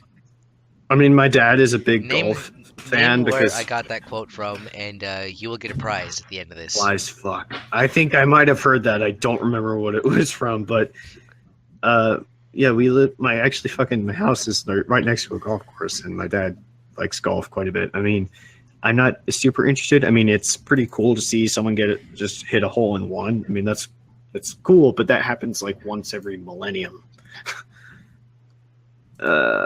Yes, and Caddyshack was the good movie. Well, Kyle, George Carlin's thing was about that golf. Like, you could build a ton of fucking houses on the space that's used for golf courses. You could put homeless people in houses on golf courses. Granted, I mean, I think some golf courses should stay like Sawgrass and St. Andrews, but some others are just not necessary. And congressional is I eat pieces of shit. I eat pieces of shit like you for breakfast. You eat pieces of shit for breakfast? No. I fucking saw that from a fucking parody of Balto or something. It's like, hey, it was Steel and Balto. Steel's like, I eat pieces of shit like you for breakfast. Balto's like, you eat pieces of shit for breakfast. No. Anyway, golf again. Anyway, I'm going to move on to our next. The video game that's based off of a movie that's based off of a TV show that had movies that was based off of Lego sets that were based off a TV show that were based off of Lego sets. The movie and not the game. That's so meta. Anyway, it is apparently. Apparently, since the 2 Lego films were about awesomeness and family, this one is about ninjas. That's interesting. Nonetheless, the Lego Ninjago movie is an upcoming 3D computer animated action comedy martial arts film based on the Lego Ninjago toy line. It is the first film to be based on an original Lego property and is the second spin-off installment from the 2014 film The Lego Movie. Following the release of the Lego Batman movie of this year, great movie, by the way, highly recommend it. The film will star the voices of Dave Franco, Justin Theroux, Michael Pena, Kumail Nanjiani. I don't know if I'm butchering that, but Abby Jacobson, Zach Woods, Fred Armisen, Olivia Munn, and Jackie Chan, as if he wasn't in enough material martial arts training already. Baby. I'm so happy. 6 teenagers are hired by an old master and become ninja heroes at night, defeating monsters and riding vehicles and dragons to protect the faraway land of Ninjago and its capital city. Meanwhile, the warlord attempting to conquer Ninjago, Lord Garmadon, must cope with the fact that one of the ninjas is his son. I'll be honest, when this trailer debuted, when the Lego Batman movie came out... Shit posting again. And it's Lloyd, Dad. I just love that part. It's Lloyd, L-L-O-I-D. Lloyd. Lloyd. I was kind of skeptical at first, if only because I didn't think this movie would be on par with the other Lego movies, if only because this was technically based off a cartoon series, based off an actual toy line. Which also begs another question. Why is this movie getting a theatrical release when Lego Bionicle, a very popular Lego brand, by the way, only got direct-to-DVD film releases? Yeah, The Mask of Light was never in theaters, and I enjoyed it actually quite a bit because I had Mask of Light, I had the figure, the movie, the game. I had fucking everything. Yeah, I was a Bionicle nut. It's insane. But this movie, in my opinion, will at least make Lego fans happy. Actually, no. Was it timing? Were people simply not ready to put a movie about Legos on the big screen? I don't know. However, this movie, in my opinion, will at least make Lego fans like me happy. In all honesty, I never watched Ninjago, never got into it, but the fact that they're making a movie about it is more than enough for me, considering that the lines are funny, which means the script sounds good. And it must mean that the characters are there as well. I just hope enough love and attention will be put into this film as the other 2 Lego films. Regardless, however, this movie I'll be investing time, and hopefully I won't be disappointed. The film releases September 22nd as well. What do you guys think? I will say, I am actually sort of interested in this because I did, when I was bored a lot of the times, and it was on Cartoon Network, Lego Ninjago, the TV show, was playing, or the cartoon show, I should say, and it was half interesting, and I was like, a lot of the lines were funny, so I'm just like, okay, I enjoyed it. I didn't get invested into it, but sure, I'll give this film a try. Still waiting for you to see the Lego Batman movie, by the way. Excuse me. You'll like it. You'll like it. I mean, I think it's probably available for on demand or whatever at this point. I've got 50 bajillion movies to watch because of you guys. I know. I have that too because I just botched some of them because I'm just like, you know what? I'm never gonna be able to see. I'm never gonna get to this. If I didn't get to it a week ago, I'm not gonna get to it now. And so the previous 2 Lego movies. I mean, the original Lego movie was kind of. It wasn't bad. But I mean, I kind of agree with Zach. Some of the stuff was just lackluster, but it was overall okay. He actually took the time to see the Lego Batman movie, though. Yeah, and then the Lego Batman movie was so much better than the Lego movie. And now that they're making another one, I'm thinking it's possible that they could just keep getting better. Then again, it's also equally possible that it could just go back to what it was before. But I think that they're embracing the kind of comedy that they know that they can hit, like that stuff that was in Lego Batman, like the stop and go kind of comedy. I don't know how else to describe it, but you know what I'm meaning, like where everything will just stop and they'll focus on a joke and then they'll just completely ignore it. I think the funniest thing that it's actually going to work.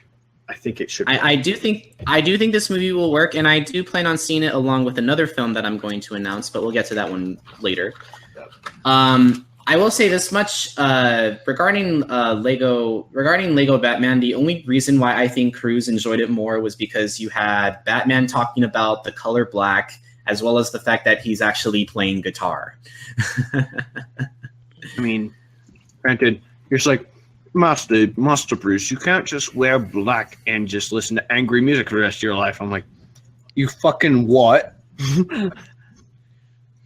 That is literally the story of your life, isn't it? Pretty much. I mean, anyway, I wear black. It's impossible. I don't wear black all the time, just most of the time. Even when it's fucking 100 degrees outside, I will wear a black shirt because fuck you, I'm a metalhead. Lego Pulp Fiction, that would be interesting. It's Lego Samuel L. Jackson. Alan. Oh, wait, Steve.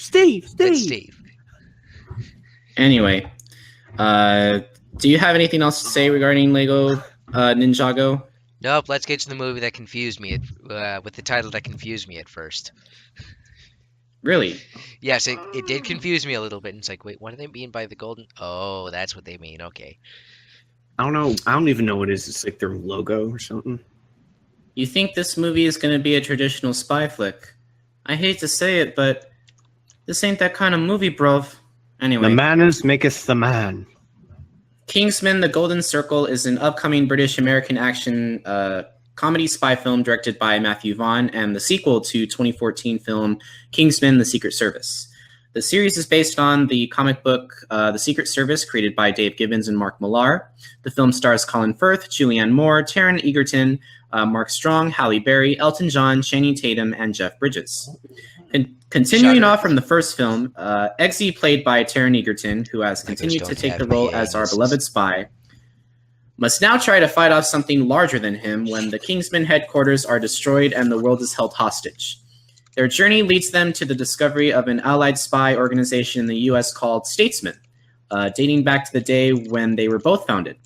In a new adventure that tests their agents' strength and wits to the limit, these two elite secret organizations band together to defeat a ruthless common enemy in order to save the world, something that's becoming a bit of a habit for Eggsy.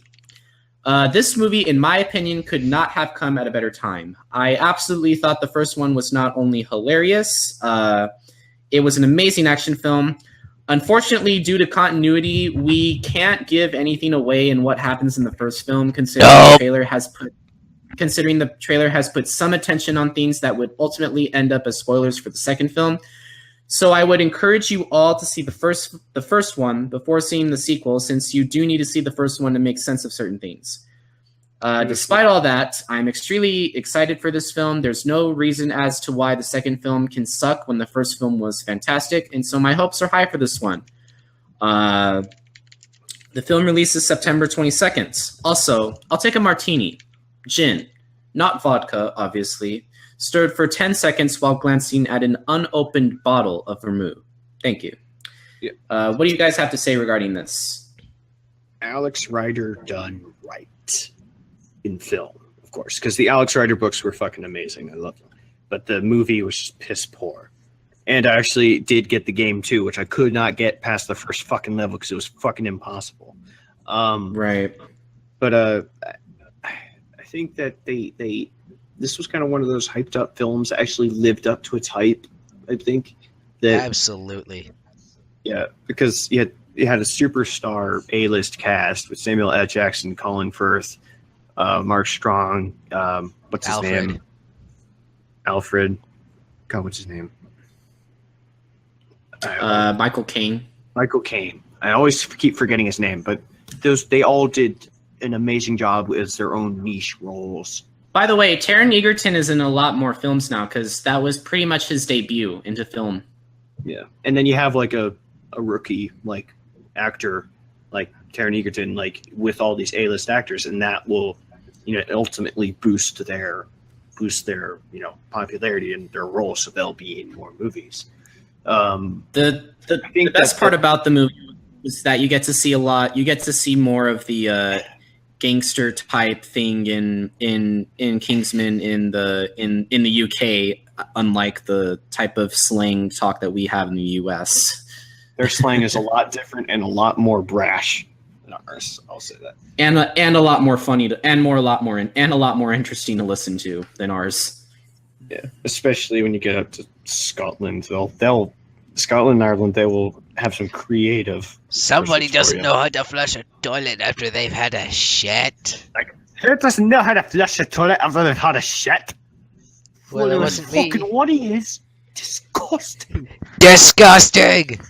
Apologies. By the way, for I blowing out have people's ears. I always wanted to go visit Scotland, and I have so much respect for people in Scotland. They put up with so much shit there. It's crazy. Well, you do want to Anyway. see a certain person up there, but I'm not going to say who they are for your sake. The UK kind of did fuck them over because they're like, we want our independence. UK is like, LOL, no, we're gonna give you what you want, but then they fucked him over with Brexit. So it's kind of like, yeah, Scotland should have gotten better than that. But anyway, Kingsman: The Golden Circle. What do you like? Are you going to see this movie? I am Yes. still gonna see this in theaters. I'm so fucking excited for this. If I don't see it in theaters, I'm seeing this at home. Oh, okay. I'm also going to see Lego Ninjago as well. if I Train Spotting was such a good movie. It really was. That was such a good movie. I mean, it was a good movie, but it was also it had a terrible, like the concept. scatological humor. Well, it was just kind of the concept with Train Spotting as well. I can see why people don't like Train Spotting for that reason. But Right. fat bastard. Yeah, fat bastard. Hey, I'm bigger than you are. I'm higher up in the third chain. Get in my belly. But that's what all the kangaroo mom says to the other kangaroos, just so you know. But anyway, you guys are excited for this movie, I can tell. Yes. All right. Well, First things first, where's your shitter? I got a turtle head poking out. I've got and titties one- bigger than most women. and one more thing. I left a little Remember he was at the church and he's like, he's trying to leave, and then the lady was like, "Do you have a problem, buddy?" And he's like, "I'm a Catholic whore, currently enjoying service out of wedlock with my black Jewish boyfriend who happens to work at a military abortion clinic.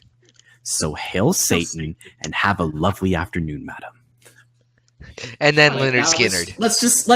Let's just hit all the bases to offend the most conservative person ever. Do you just like that? Yes. Yes. It was pretty fucking funny that he just went all out, fired all the shots. I'm like, you might want to reload after firing all those shots, man.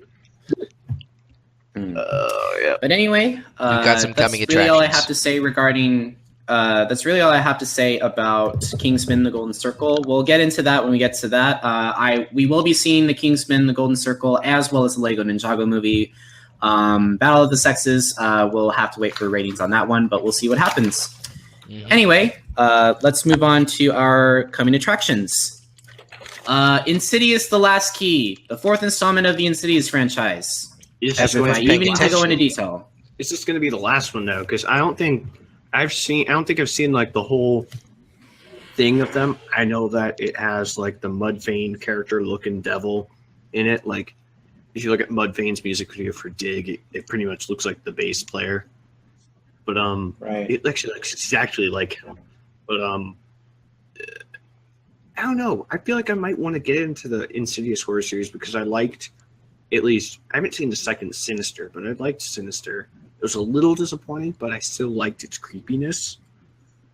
Insidious, I feel like this one might actually be a step up from the third one, which I haven't seen, but just from the trailer, I got a sense that it might be better than that. So I might actually go and see all four of them just for shits and giggles, just to follow up the story. I haven't really paid attention to the Insidious franchise, and I don't really care. If you want to go see it, go see it. I don't care. And yet, yeah, and my neck does look like a vagina. Oh god, I remember that fucking line. He loses all this weight. Of course, I'm not happy. I ain't seen my willy in 2 years, which is long enough to declare legally dead. All right, see this. I think this episode should be called Spaceballs 4: The Search for More Movie References. Yes. Right. Anyway. Yeah. Oh, hey, movie that doesn't need to Um, be made, but okay. Let's skip this. No. I can't announce this. You can't make I me feel announce like- it. Please see- don't make me announce it, Naka. I'll announce That's it weird for you. to me. I think that's weird to No. me. I'll What do they're it. trying I'll do it. to I'll do do it. is it feels like they're trying to make it into like a spy movie. which I don't understand. But yes, I'll do it. it is that I'll do it. one I'll that do it. you don't want to hear about. But someone will have to take one for the team and say the name. My ass. 50 Shades Free. There. This is the third installment of the 50 Shades trilogy. As if you need to know The first, more. last, and only. Thank God. Is it the end? Finally? It's the end. It's the end. Trust me. This is the end. It's horrible. Thank- No, it's not, Squidward. It's not. That's a YouTube poop reference that you guys don't understand. It's horrible, sir. No, it's not. I have watched plenty of YouTube poop and I date, but yeah. Everyone This guy wants to had a skip this Pokemon one. from my cereal box. Ah, it's a classic. Anyway, let's just not talk about this movie. This movie sucks. I feel and what's weird to me is that I think they're just trying to. I make told it more you, don't exciting talk by about it. Putting it as a spy movie, which it's not. It's not even made to be. It's just Right. blatant porn for conservative women who don't want to, be As I said exposed. before, I saw the first 50 Shades of Grey just to see if it was so bad it's good. 50 and- Shades of Boy. It is nothing like that. I'm sorry. I don't really know how to. I'll see 50 Shades of Gay if that's a thing. It's not, but I'll see it. There's a fucking great sticker and Telegram. It has this. It's 50 Shades of Boy. It has the guy Anyway. doing the hands. Boy. Boy. Do you want me to move on to the next film? Oh look, there's someone new. 50 Shades of Gay. Isn't that a porno? Not up for reading in the chat. Well, welcome. No username 1 or 2. Glad to have you here. I don't know. I mean, well, the original movie itself basically is a blatant porno disguised as a. I don't know what it's trying to be disguised. It's a porno disguised as a high-end porno when it's not. I don't know. Yeah, it really is. It's Anyway, it's just a do you want me to porno. move on? It's just a porno with a big budget. Pretty much. I mean, anyway, let's move on to our next. I guess we can say our next film. Red Sparrow, a sexy Russian spy falls for a CIA officer and considers CIA. becoming a double agent. I just didn't see how the description fit with the movie because it seems like it was more focusing on her, but she didn't really seem to fall for the guy. She kind of. It seems like Atomic Blonde. It seems like Atomic Blonde in a way, like the prequel to Atomic Blonde. Which, if you haven't seen it, it's actually really good. I would recommend seeing it. I don't understand that she fell for the guy because she didn't really seem to do that because she seemed to just kick his ass. I don't know if that's how she thinks of falling for him is, but I mean, it does look like interesting. I mean, I like a good spy movie. I don't know. We'll see. Let's see. Shutter brought up something that's filmed at some random FurCon. Who remembers that one clip on Twitter? It was a few minutes long. It was like these people. It was a group of people from the hotel across the way. Oh yeah, when they saw the people. Yeah, they And, saw the people their having silhouettes.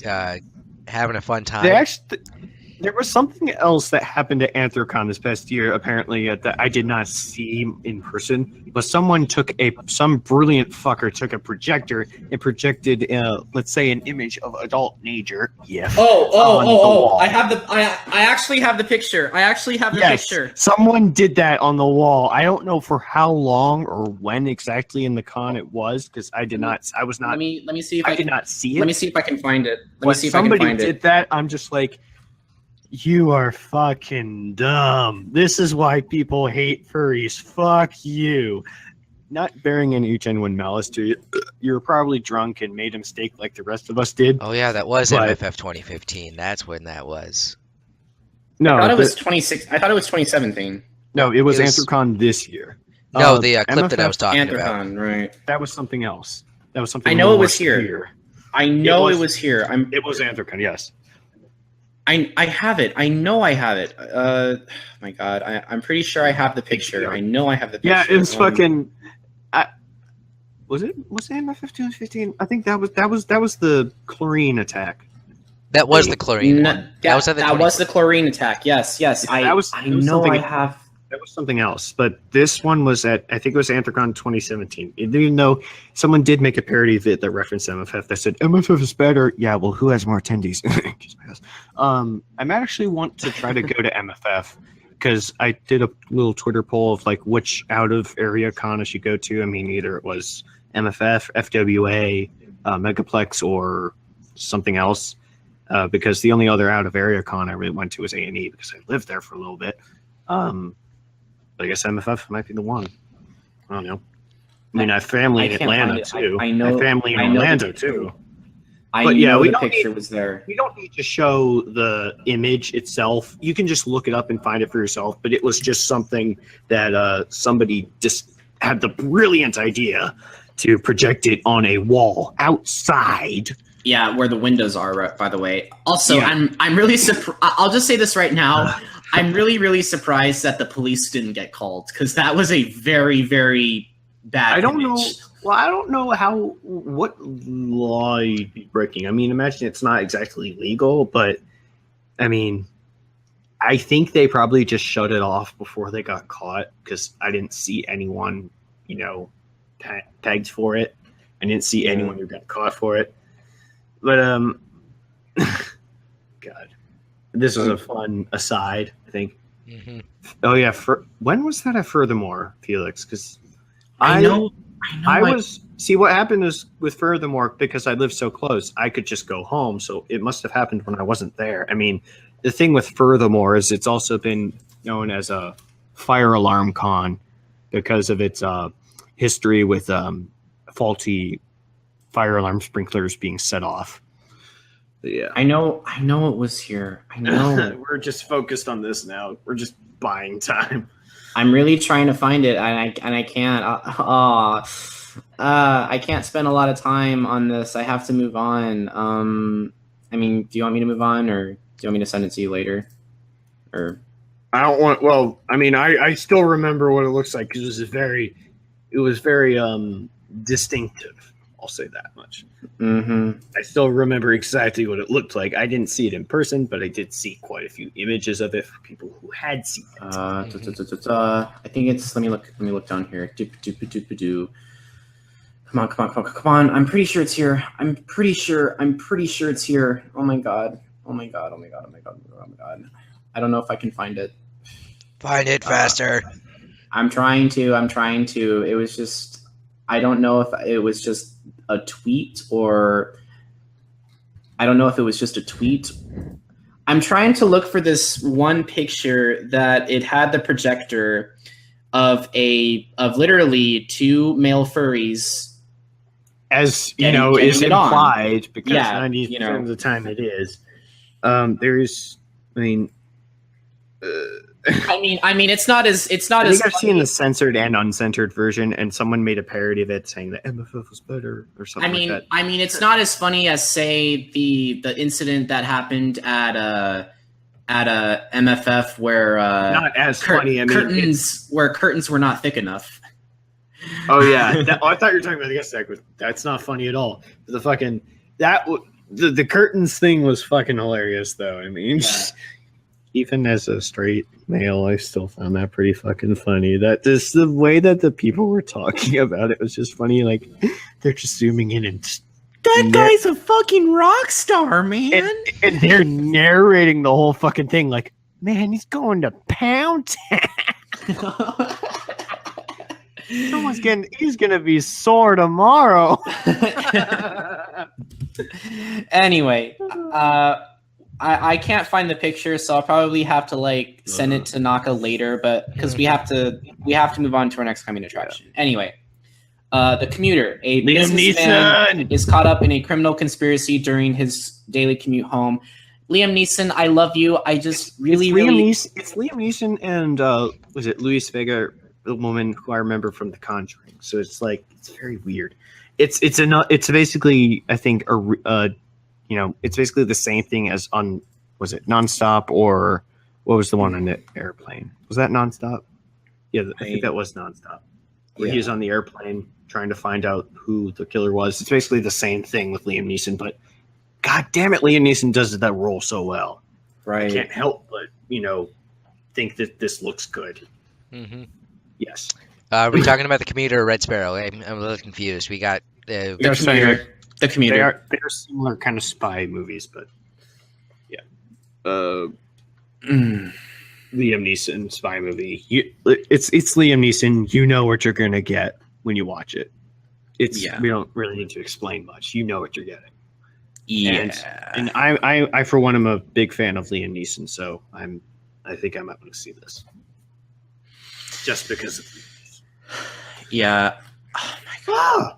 I know this picture is here. I'm sorry if I'm not paying attention. It just really bugs me. I know I had that picture somewhere.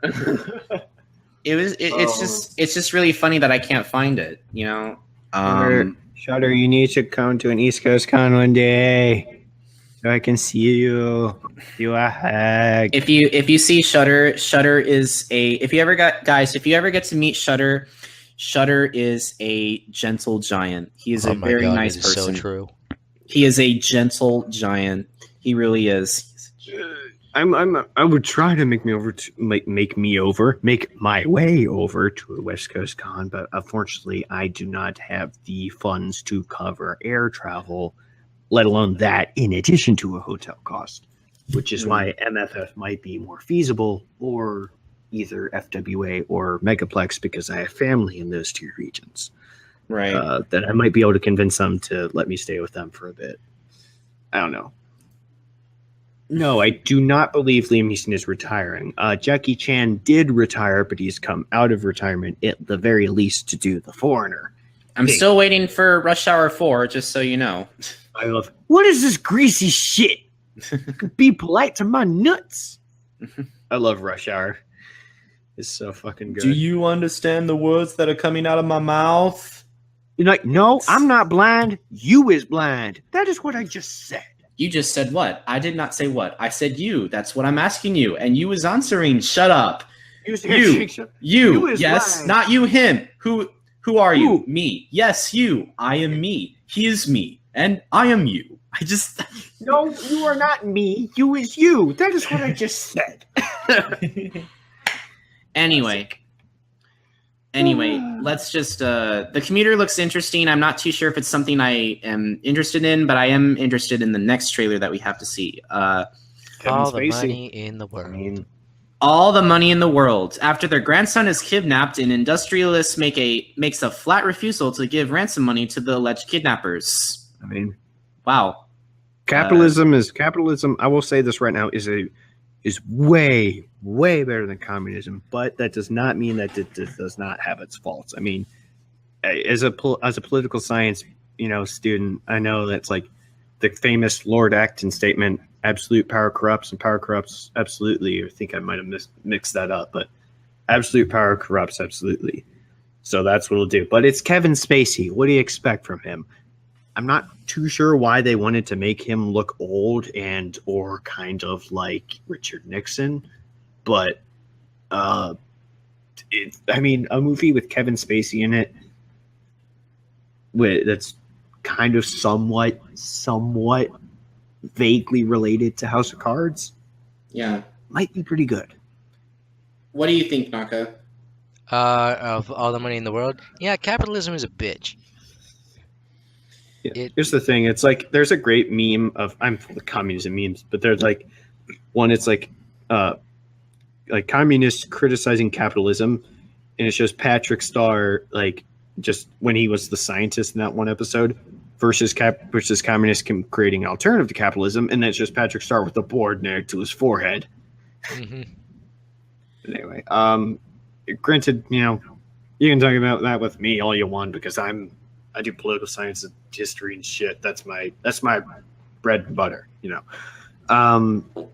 This, I think it just looks interesting because of all the parties at play here. Because the ransom, they didn't call the guy directly; they called his wife. So his wife has to go behind his back to get the money for them. So right. I think that makes it a little more interesting.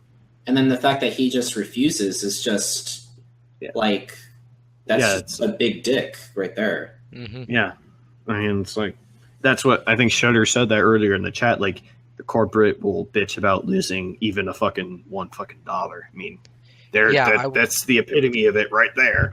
Granted, it's probably a little bit of an exaggeration. That is my job right there, pretty much. Yeah, that's my job. Yep. I'm interested in it. It has Kevin Spacey. It's directed by what's his name? The director of Alien. Ridley Scott. That is correct. It is directed by Ridley Scott. I was surprised because it's not a horror movie, but it's a Ridley Scott thriller. directs other things besides horror movies. I think it's a thrill. It's more of like somewhat of a thriller kind of adventure action movie. Okay, guys, I found it. I found it. I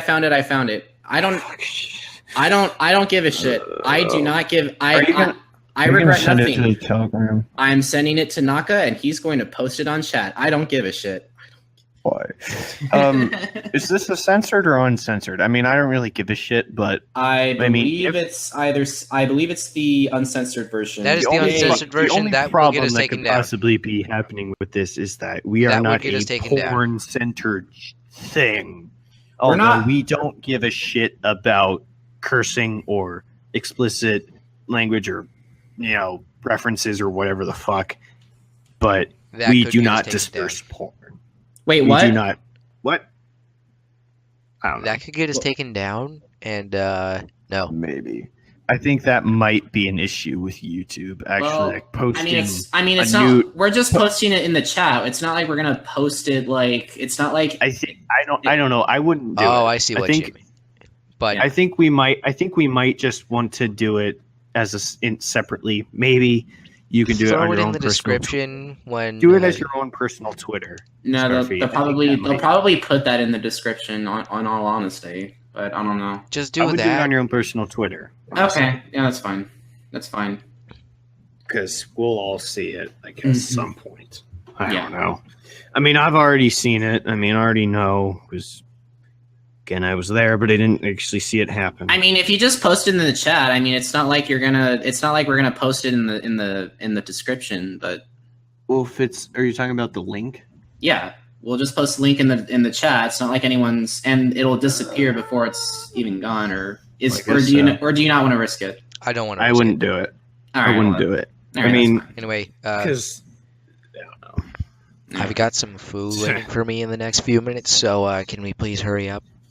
Can you relax? We've only been on for 2 hours. Relax. We have 2 more. Good lord. we have 2 more hours left. God, buckle Anyway. up. Hey, it's not my fault when everybody else in my family decides it's dinner time. I don't have a say in the matter. The Florida family Project. doesn't. A precocious 6-year-old girl lives with her mother in a community of extended stay motel guests near the Walt Disney Resort. Directed by the person who made Tangerine. This movie actually looks very colorful. It looks very well shot. It has Willem Dafoe, and I love Willem Dafoe. William Dafoe, he's the guy with the face, weird looking face.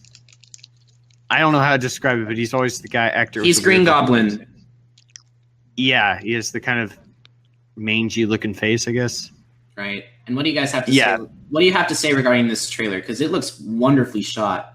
It looks like somewhat similar to Boyhood in a way that it's kind of just going through a kid's experience growing up. Yeah. And, you're seeing all their, trials and errors and, all the situations they have to deal with I guess, divorce here or constantly moving from place to place like they did in Boyhood, like he's moving from different houses and whatnot. And it's also hosted. It's based in Florida near Disney World, which I've been to Disney World a few times. I mean, a lot of my family lives in Florida, so I think this looks pretty interesting. Yeah. One of those actually kind of soppy feel-good movies I might actually want to go and see, which is not very often for me. I would concur with you there. What do you have to say regarding this, Naka? Because it looks very, very well shot. It looks very colorful. What do you guys think? What do you think, Naka? The thing is that I'm not a huge fan of Disney parks after Hong Kong Disneyland kind of ruined the whole. It's a magical place, It's the happiest place on earth. Yeah, Mufasa's father dying was pretty. Yeah, that was pretty nice. That was very happy. But aside from that, it looks well done. Admit that. Aside from that, it looks what? It looks well done, and it might give me a thing to just go see it. Okay. Well, we have one more trailer, and guys, this trailer took the furry community by storm. I think Zach would be very much pleased to own the giant bottle of absolute vodka. Well, not only that, you're gonna not only that the micro and macro fur community are actually pretty happy about this one. Yes. No, not me. I'm Downsizing, a social satire in which a guy realizes he would have a better life if he were to shrink himself. Honey, I Shrunk the Kids all over again. Not even. This trailer looks... Honey, I Shrunk the Kids on a much larger scale. Fantastic. I don't know what to say, Naka. This trailer looks amazing. What do you think? It does. It's a very interesting concept. And when I first got our notes that we always look at every week, I was like, in what ways is he trying to downsize? Literally downsizing. It's like the satire where you take things literally, and I think they're actually making it not seem like, they're actually just trying to, make fun of, the way people have to, downsize to in order to accommodate if they can't afford something or if they're just stressed out or whatever. But they're actually it's actually something where people are actually in little tiny pods on buses and shit like that. And especially the thing with the real human sized absolute vodka bottle, but it's like it has like a fucking tap in the small world, so it's like fucking a giant silo of it. I mean, that would be fucking awesome. You could get so much more out of your booze. Think of the potential. By the way, I think who's that micro fur that I'm trying to think who that micro fur is. The fox. What's his name? Kyle might have said. Is that Adamist? No, it's a different fox. Or is there someone else? I don't know. I don't know specifically. I know people Kari. Kari? Yeah, Kari Shad. I don't know who it is. I mean, I think Kari's going to like this movie. I know. Well, personally, I know someone who has a macro for Tokala, but I don't know any micros in person.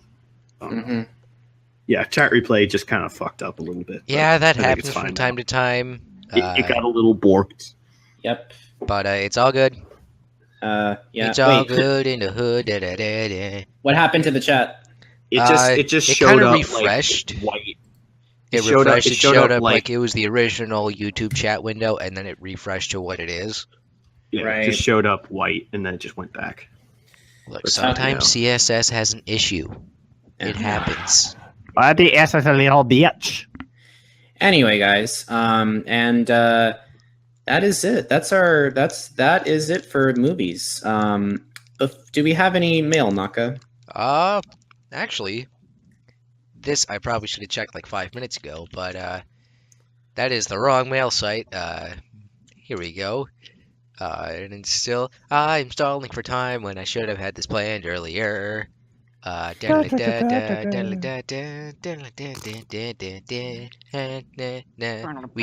not have any mail.